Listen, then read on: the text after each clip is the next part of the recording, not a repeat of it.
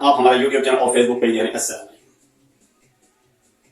PDM 1 जब खत्म हुआ तो कुछ टाइम के बाद पीडीएम 2 लॉन्च कर दिया गया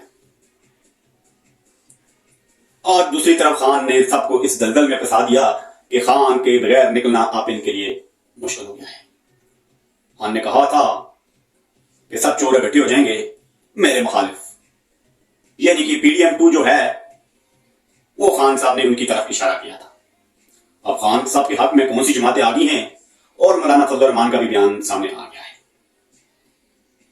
खान साहब ने जुम्मे वाले दिन कॉल दे दी है और अब कहा यह जा रहा है कि 10 जमातें खान साहब के साथ और भी खड़ी हो गई हैं इस इताद के लिए कि मुल्क में दान ली हुई है। और जजीरा ने जो तबाही फेरी हुई है कि कहा यह जा रहा है जिसको मैंडेट दिया गया था वो अच्छे तरीके से इनको मुंतकिल न किया जा सका।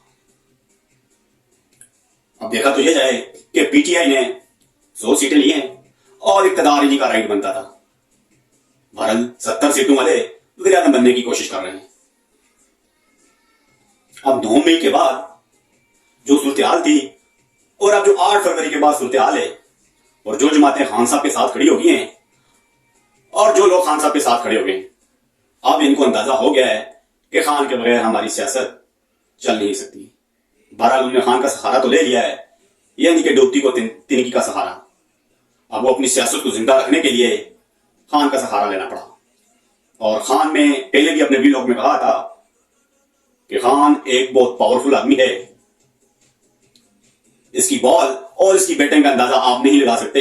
ये कब किस टाइम पे आकर परफॉर्म कर जाए और कब किस टाइम बॉलिंग के टाइम पर ये विकेटें उड़ा सकता है।